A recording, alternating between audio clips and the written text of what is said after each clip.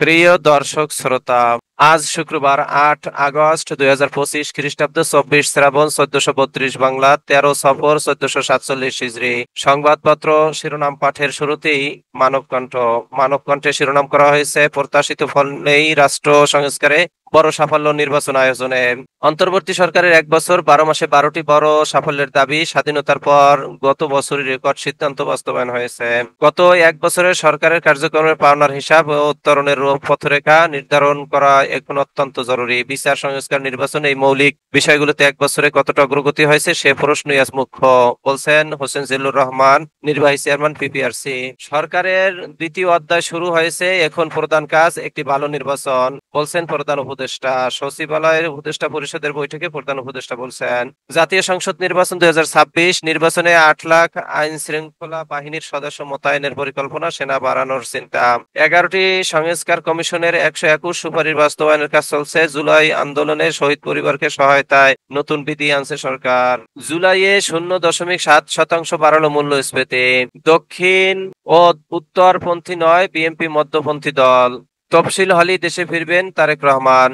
ত্রয়োদশ সংসদ নির্বাচন ডিসেম্বরের প্রথমার্ধে, তফসিল ভোটের দিন নির্ধারণ শিগগিরই। প্রধান নির্বাচন কমিশনার আমাদের বলেছেন, ভোটের তারিখের ২ মাস আগে তফসিল ঘোষণা করা হবে। আবুল ফজল মোহাম্মদ সানাউল্লাহ, নির্বাচন কমিশনার, দ্রুত সময় জাতীয় সংসদ নির্বাচনের চূড়ান্ত তারিখের বিষয়ে জানতে পারবে দেশবাসী। মোহাম্মদ আনোয়ারুল ইসলাম সরকার, নির্বাচন কমিশনার। ত্রিশূল চক্রে বিমানবন্দরের অপরাধ জগৎ, স্বর্ণ চোরাচালান ও ইমিগ্রেশন বাণিজ্য চলছে দেদার। ত্রিশূল চক্রের মাধ্যমে ইমিগ্রেশনে সেফ এক্সিট দেওয়া হয় আওয়ামী লীগ নেতাদের। কায়ুম, গোল্ডেন মনির, শফিক সিন্ডিকেট। কূটনীতিকের সঙ্গে আলাপ হতেই পারে, কিন্তু লুকোচুরি কেন? এনসিপির উদ্দেশ্যে রিজভী বলছেন, ভারতের ৫০% শুল্ক, পোশাক রপ্তানি বৃদ্ধির সুযোগ দেখছেন রপ্তানিকারকরা। চীন, ভারত থেকে আসতে পারে বিনিয়োগ। রপ্তানি বৃদ্ধি ও বিনিয়োগের যে সুযোগ তৈরি হয়েছে তা কাজে লাগাতে হলে এখনই টেক্সটাইল খাতে গ্যাস সরবরাহ বাড়িয়ে সক্ষমতা অনুযায়ী উৎপাদন বাড়ানোর পদক্ষেপ নিতে হবে। মাহমুদুল হাসান বাবু, সভাপতি বিজিএমইএ। ভারতের ওপর ৫০% শুল্ক বহাল থাকলে বাংলাদেশের টি-শার্ট সহ অন্যান্য পোশাক রপ্তানিও বাড়বে, মোহাম্মদ হাতেম বলছেন, সভাপতি।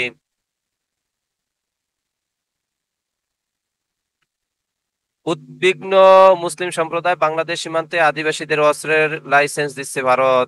কারণ দর্শানো নোটিশের জবাব, সাগরের পারে বসে গভীরভাবে ভাবতে চেয়েছি, বলছেন নাসির উদ্দিন। নারী ফুটবলে ফিফা র্যাঙ্কিং এ ২৪ ধাপ এগুলো বাংলাদেশ। এবারের হালনাগাদ র্যাঙ্কিং এ সবচেয়ে বেশি এগোনো দল বাংলাদেশ, সবচেয়ে বেশি পয়েন্ট অর্জন করেছে বাংলাদেশ দল। পররাষ্ট্র উপদেষ্টা বলছেন, বাংলাদেশ ভারসাম্যপূর্ণ বাস্তবমুখী পররাষ্ট্র নীতি অনুসরণ করেছে। এই ছিল দৈনিক মানবকণ্ঠের প্রথম পাতার সংবাদ। এবারে শেষের পাতার সংবাদ। ১ বছর ডামেক মর্গে থাকা ৬ মরদেহ আঞ্জুমানে হস্তান্তর। অস্ত্র পাচার মামলায় ১০ বছরের সাজা থেকে মুক্ত জি কে শামীম।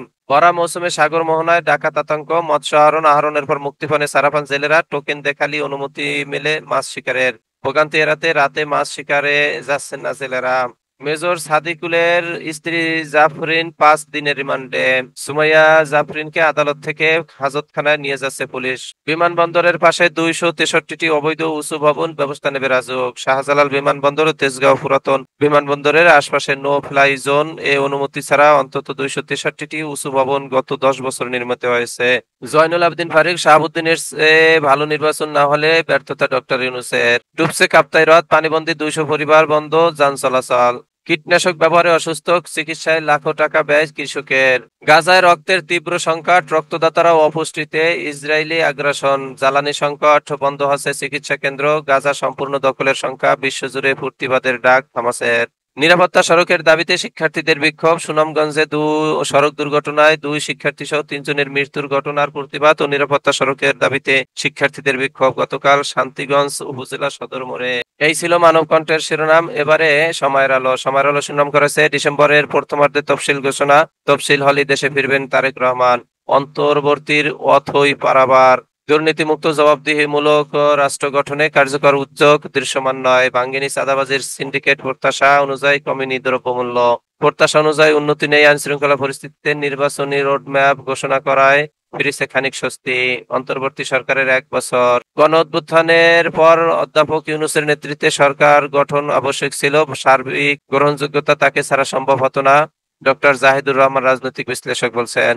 শফিকুল আলম, প্রধান উপদেষ্টার প্রেস সচিব বলছেন, অধ্যাপক মোহাম্মদ ইউনূসের নৈতিক নেতৃত্ব ছিল এই স্থিতিশীলতার প্রধান চালিকা শক্তি, যিনি দেশকে সহিংসতার বদলে পুনর্মিলন ও গণতন্ত্রের পথে পরিচালিত করেন। সংস্কারের হাওয়া লাগলো কতটা? দ্বিতীয় অধ্যায় শুরু, অগ্রাধিকার ভালো নির্বাচন। উপদেষ্টা পরিষদে বৈঠকে ডক্টর মোহাম্মদ ইউনূস বলছেন। এই ছিল সময়ের আলো শিরোনাম। এবারে নয় দিগন্ত। নয় দিগন্ত শিরোনাম করা হয়েছে সরকারের দ্বিতীয় অধ্যায় শুরু, প্রধান লক্ষ্য জাতীয় নির্বাচন। সচিবালয় উপদেষ্টা পরিষদের বৈঠকে ডক্টর মোহাম্মদ ইউনূস বলছেন, সংস্কার মাঝপথে রেখে নির্বাচনী ট্রেন যাত্রা। জাতীয় ঐকমত্য কমিশনের সংবাদ সম্মেলন আজ। গুম হারাম অর্থ পাচারকারীদের অন্তর্বর্তী সরকারের 1 বছর। সাক্ষাৎকারে পররাষ্ট্র উপদেষ্টা, পররাষ্ট্রনীতিতে ভারসাম্য ও বাস্তববাদ প্রতিষ্ঠা হয়েছে। সাফল্য, স্থিতিশীলতা, বিচারে ব্যর্থতা, সংস্কারে অনিশ্চয়তা, অন্তর্বর্তী সরকারের 1 বছর। শেখ হাসিনা ফিরবেন এবং বিচারের সম্মুখীন হবেন, প্রেস সচিব বলছেন। জুলাই গণঅভ্যুত্থানে পরবর্তী 1 বছরে অর্জন অনেক, শেখ বশির বলেছেন।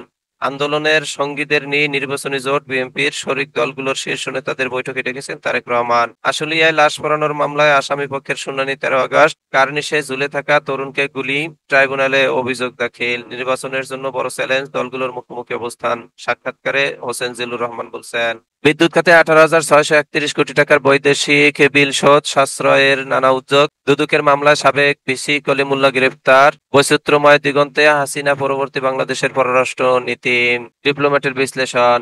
জামাতের নির্বাহী পরিষদের জরুরি বৈঠক, 7 দফা বাস্তবায়নে ঐক্যের ডাক। বেওয়ারিশ হিসাবে দাফন, গণঅভ্যুত্থানে 6 শহীদের লাশ। এই ছিল দৈনিক নয় দিগন্তের শিরোনাম। এবারে দৈনিক জনতা। দৈনিক জনতা শিরোনাম করা হয়েছে, এগিয়ে যাচ্ছে ভোটের প্রস্তুতি। সরকারের 12 মাসে 12 সাফল্যের কথা জানালেন প্রেস সচিব। উপদেষ্টা পরিষদের বৈঠকে প্রধান উপদেষ্টা বলছেন, দ্বিতীয় অধ্যায় শুরু, প্রধান কাজ নির্বাচন আয়োজন। অন্তর্বর্তী সরকার মানুষের প্রত্যাশা পূরণে হতাশ করেছে আশাক। ফেব্রুয়ারিতে নির্বাচনের ঘোষণায় ব্যবসায়ী মহলে স্বস্তি। জামাতের আমিরের স্বাস্থ্যের অবস্থা উন্নতির দিকে। জুলাই ঘোষণাপত্রে অপরিহার্য বিষয়গুলো অন্তর্ভুক্তের দাবি। ঢাকায় ফ্লাইট রেস্ট্রিকশন জোনে 525 উঁচু ভবন। চিঠি দিলেও ভাঙ্গেনি রাজুক। উত্তর বা দক্ষিণপন্থী নয়, বিএনপি মধ্যপন্থী দল, বললেন সালাউদ্দিন আহমেদ। প্রতি বছরই সরকারি খাতে ঋণের পরিমাণ বাড়ছে। ডেঙ্গুতে 3 মৃত্যু, হাসপাতালে ভর্তি 408। জুলাই ঘোষণাপত্র একতরফা, পক্ষপাতমূলক, গণফোরাম বলছেন। জুলাই ঘোষণাপত্রে 11 জনদাবি উপেক্ষিত, ছাত্র জনতার আকাঙ্ক্ষার পূর্ণ প্রতিফলন ঘটেনি, বলছেন শিবির। এই ছিল দৈনিক জনতার শিরোনাম। এর মাঝে শেষ হলো আজকে পত্রিকা পাঠের সময়। আপনারা সকলেই ভালো থাকবেন, আল্লাহ ভালো রাখুক, এই প্রত্যাশা কামনা করে শেষ করছি। আসসালামু আলাইকুম রহমতুল্লাহ।